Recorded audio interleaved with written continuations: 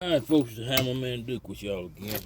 Got your little brief video on how to tighten the wheel up on a vehicle, and this is 5-bolt pattern, and you're supposed to do it, start off with one right here, one right there, one right here, one right there, and one right there. That's how I do it. So it's already tight, and I'm just going to show you to go through the motions with a torque wrench.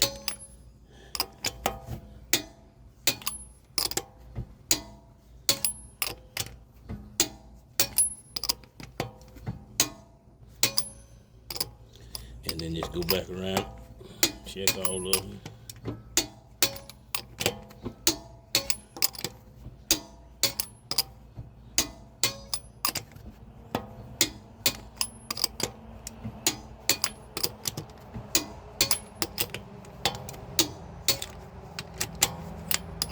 And this is a clicker torque wrench.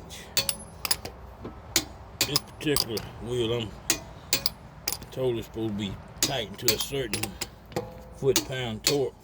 And check with your manual to see what your specification is, and pretty much that's how you do it, so you have it tightened evenly.